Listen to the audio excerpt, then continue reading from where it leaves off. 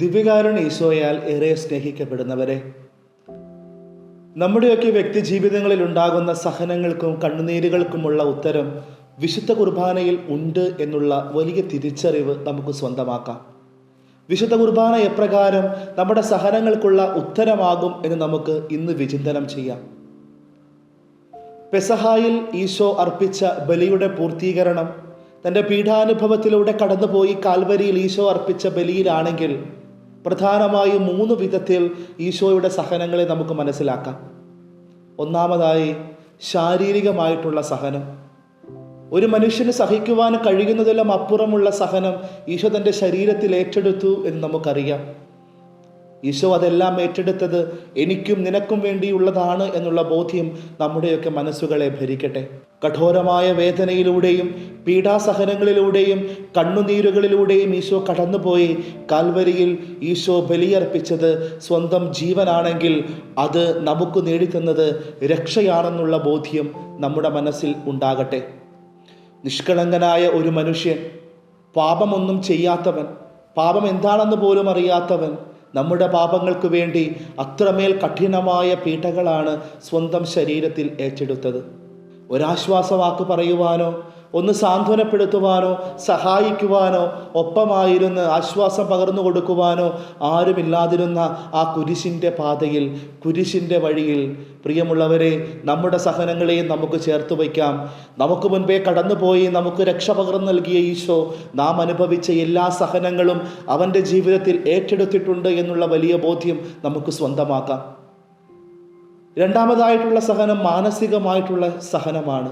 ഒരുപക്ഷെ ശാരീരികമായ സഹനത്തെക്കാൾ എത്രയോ വേദനാജനകമായിരിക്കണം ഈശോ കടന്നു പോയിട്ടുള്ള മാനസികമായ സഹനം.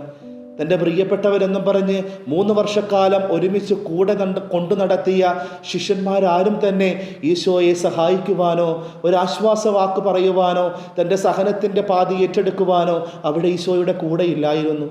തൻ്റെ പ്രിയപ്പെട്ടവർ തള്ളിപ്പറയുമ്പോഴും ഒറ്റിക്കൊടുത്തപ്പോഴും ഓടിയകന്നപ്പോഴും ഈശോ അനുഭവിച്ച ആ ഒരു സങ്കടം, ആ ഒരു സഹനം നമുക്ക് ആർക്ക് വിവരിക്കുവാൻ കഴിയും? പ്രിയമുള്ളവരെ, ഓർക്കാം, ഈശോയുടെ ശിഷ്യരാണെന്ന് അവകാശപ്പെടുന്ന നമ്മളും നമ്മുടെയൊക്കെ വാക്കിലൂടെയും പ്രവൃത്തിയിലൂടെയും ചിന്തയിലൂടെയും ഇത്തരത്തിൽ മാനസികമായ സഹനങ്ങൾ ഈശോയ്ക്ക് കൊടുക്കുന്നുണ്ടോ എന്നുള്ള വിചിന്തനത്തിനുള്ള സമയമായി നമുക്ക് ഈ നോമ്പുകാലത്തെ മാറ്റാം. തൻ്റെ പ്രിയപ്പെട്ട 3 ശിഷ്യരെയും കൂട്ടി ഈശോ ഗത്സമനിൽ പോയി വിയർപ്പൊഴുക്കി പ്രാർത്ഥിക്കുമ്പോൾ തന്നോടുകൂടെ ഉണർന്നിരിക്കണമെന്നുള്ള ഈശോയുടെ വളരെ നിഷ്കളങ്കമായിട്ടുള്ള ആ ഒരു ആവശ്യത്തെ പോലും വിലമതിക്കാനാവാതെ അവർ അവിടെ ഉറങ്ങുമ്പോൾ ഈശോ അനുഭവിച്ച സങ്കടം എത്രയോ വലുതായിരിക്കും. ഓർമ്മിക്കാം, മാനസികമായിട്ടുള്ള ഒത്തിരിയേറെ കഠിന വേദനകളിലൂടെ കടന്നുപോയിക്കൊണ്ടാണ് ഈശോ നമുക്ക് വേണ്ടി സ്വന്തം ജീവിതത്തെ ബലിയായി അർപ്പിച്ചത്. മൂന്നാമത്തെ സഹനം ആത്മീയമായിട്ടുള്ള സഹനമാണ്. 100% മനുഷ്യനും 100% ദൈവവുമായവൻ മനുഷ്യൻ്റെ ബലഹീനതയിൽ നിന്നുകൊണ്ട് എന്തുകൊണ്ട് ദൈവമേ നീ എന്നെ ഉപേക്ഷിച്ചു, കഴിയുമെങ്കിൽ ഈ പാനപാത്രം എടുത്തു മാറ്റണമേ എന്നുള്ള നിലവിളിയോടുകൂടെ ദൈവപിതാവിൻ്റെ മുൻപിൽ കേണപേക്ഷിക്കുമ്പോൾ ഈശോ അനുഭവിച്ച ആത്മീയമായിട്ടുള്ള സഹനം നമ്മുടെ ജീവിതങ്ങൾക്ക് ഒരു ബലപ്പെടുത്തലായിട്ട് മാറണം. ഇത്രയേറെ കരഞ്ഞു പ്രാർത്ഥിച്ചിട്ടും ഒരാശ്വാസവാക്കോ ഒരു മറുപടിയോ ഒരു ഉത്തരമോ ലഭിക്കാതെ പോയത് ഈശോയുടെ ആത്മീയമായിട്ടുള്ള സഹനം തന്നെയാണ്. ദൈവം പോലും തന്നെ ഉപേക്ഷിച്ചുവോ എന്നുള്ള സംഘർഷം ഈശോ കുരിശിൽ കിടക്കുമ്പോഴും ഈശോയ്ക്ക് ഒരു മനുഷ്യൻ എന്ന നിലയിൽ ഉണ്ടായിരുന്നിരിക്കണം. അത്തരം സഹനങ്ങളിലൂടെ ഈശോ കടന്നു പോയത് നമുക്കൊക്കെ വേണ്ടിയുള്ള രക്ഷയ്ക്ക് വേണ്ടിയാണ് എന്നുള്ള വലിയ ഓർമ്മപ്പെടുത്തൽ നമ്മുടെയൊക്കെ മനസ്സുകളിൽ നിറയണം. പലപ്പോഴും ഇത്തരത്തിലുള്ള ശാരീരികവും മാനസികവും ആത്മീയവുമായിട്ടുള്ള സഹനങ്ങളിലൂടെ നമ്മളും കടന്നു പോകുന്നുണ്ടാകും. ഒത്തിരിയേറെ രോഗങ്ങളും അസ്വസ്ഥതകളും വേദനകളും തകർച്ചകളും കണ്ണുനീരുകളും ഒക്കെ ജീവിതത്തിലോട്ട് കടന്നു വരുമ്പോൾ ശരീരത്തിലുണ്ടാകുന്ന വേദനകളും അസ്വസ്ഥതകളുമൊക്കെ നമ്മെ കൂടുതൽ തളർത്തുമ്പോൾ ദൈവം പോലും തന്നെ ഉപേക്ഷിച്ചുവോ എന്നുള്ള തിരിച്ചറിവുകളിലേക്ക് നമ്മുടെ ജീവിതാനുഭവങ്ങൾ നമ്മെ കൊണ്ടെത്തിക്കുമ്പോൾ ഓർക്കാം, നമുക്ക് മുൻപേ കടന്നു പോയവൻ, നമുക്ക് രക്ഷ പകർന്നു തന്നവൻ, നമ്മുടെ ദൈവം നമുക്ക് വേണ്ടി ഇവയെല്ലാം ഒരിക്കൽ സഹിച്ചിട്ടുണ്ട് എന്ന് നമുക്ക് ഓർക്കാം.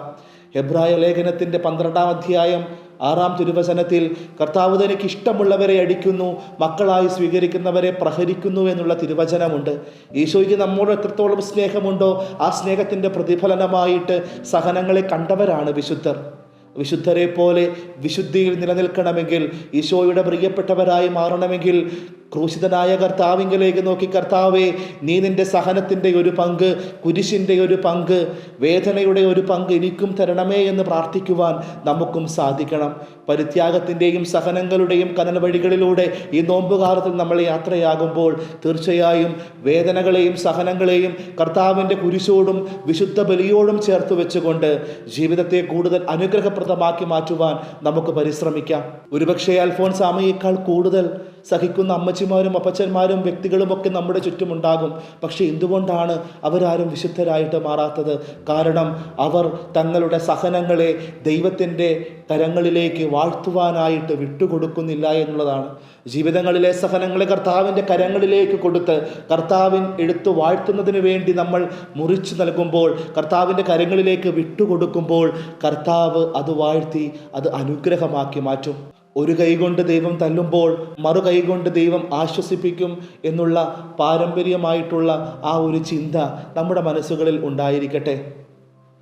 കയ്പുനീര് നൽകുന്ന ദൈവം തന്നെ പഞ്ചസാരയും തരുമെന്നുള്ള അൽഫോൻസാമയുടെ വിശ്വാസവും പ്രത്യാശയും നമ്മുടെ ജീവിതങ്ങളെ ഭരിക്കട്ടെ.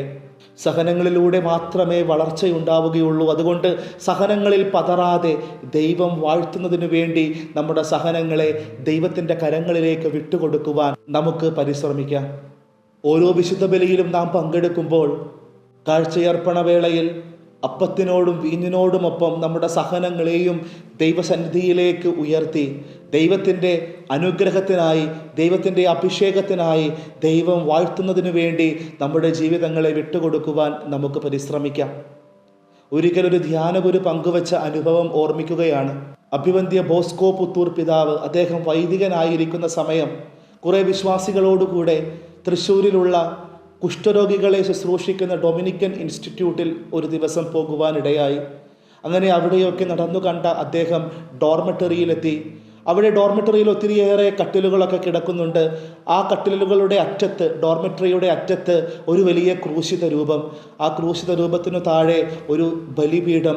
ബലിപീഠത്തിൽ ഒരു വലിയ പറ നിറയെ ഗോതമ്പ് മണികൾ, ഒരു മരത്തിൻ്റെ സ്പൂൺ, തൊട്ടടുത്തായിട്ട് ഒരു കാസ, അതിലും നിറയെ ഗോതമ്പ് മണികൾ.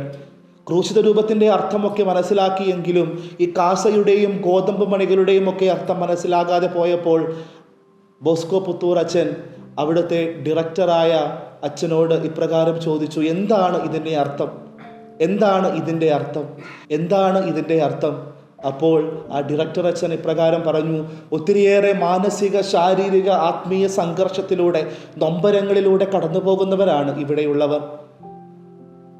ലോകത്തിൻ്റെ മുൻപിൽ ശാപമായി കാണപ്പെടുന്ന കുഷ്ഠരോഗം, അത് വന്നതുമൂലം തൻ്റെ പ്രിയപ്പെട്ടവരുടെ ഇടയിൽ നിന്നും, തൻ്റെ പ്രിയപ്പെട്ടവരുടെ സ്നേഹവലയത്തിൽ നിന്നും പറിച്ചു മാറ്റപ്പെട്ടവരാണ് ഇവിടെയുള്ളത്. അവർ ഇവിടെ ആയിരിക്കുമ്പോൾ മുറിവുകളുടെ ദുർഗന്ധവും മുറിവുകളിൽ നിന്ന് ഒലിച്ചിറങ്ങുന്ന ചലവും, അതുപോലെ കുളിക്കാനും അതുപോലെ തന്നെ വൃത്തിയായി നടക്കുവാനും സാധിക്കാത്ത അവസ്ഥകളും മാനസിക ശാരീരികമായിട്ടുള്ള ഒറ്റപ്പെടുത്തലുകളുമൊക്കെ അവരെ തളർത്തുമ്പോൾ അവർ ഉറക്കെ നിലവിളിക്കും. ഒരുപക്ഷെ മറ്റുള്ളവരെ പ്രഹരിക്കും, മറ്റുള്ളവരെ ആക്രമിക്കും. അത്തരത്തിൽ തങ്ങൾക്ക് സഹിക്കുവാൻ പറ്റുന്നതിലും അപ്പുറത്തുള്ള വേദനകൾ വരുമ്പോൾ അവർ ഓടിച്ചെന്ന് ഈ ഗോതമ്പ് പണി നിറച്ചു വെച്ചിരിക്കുന്ന പറയിൽ നിന്നും ഒരു സ്പൂൺ ഗോതമ്പെടുത്ത് കാസയിലേക്കിടും. തങ്ങളുടെ സഹനങ്ങളെയും വേദനകളെയും ആ ഗോതമ്പ് മണിയോട് ചേർത്ത് അവർ ആ കാസയിലിടും. ശനിയാഴ്ച വൈകുന്നേരം ഈ കാസയിലെ ഗോതമ്പ് മണികൾ ശേഖരിച്ച് അത് പൊടിച്ച് അത് അപ്പമാക്കി മാറ്റി ആ അപ്പമാണ് ഞായറാഴ്ച വിശുദ്ധ ബലിക്കുള്ള അപ്പമായി എടുക്കുക. പ്രിയമുള്ളവരെ, നമ്മുടെ സഹനങ്ങളും നമ്മുടെ നൊമ്പരങ്ങളും നമ്മുടെ കണ്ണുനീരുകളും നമ്മുടെ വിശുദ്ധ കുർബാനയ്ക്കുള്ള അപ്പമാക്കി മാറ്റുവാൻ, ഈശോ വാഴ്ത്തുന്നതിന് വേണ്ടി നമ്മുടെ സഹനങ്ങളെ ഈശോയുടെ കരങ്ങളിലേക്ക് വിട്ടുകൊടുക്കുവാൻ സാധിച്ചാൽ നമ്മുടെ ജീവിതങ്ങളും കൂടുതൽ അനുഗ്രഹപ്രദമാകും. വിശുദ്ധ കുർബാനയുമായി ബന്ധപ്പെട്ട വീഡിയോകൾ നിങ്ങൾക്ക് ലഭിക്കാൻ ഈ ചാനൽ സബ്സ്ക്രൈബ് ചെയ്യുക.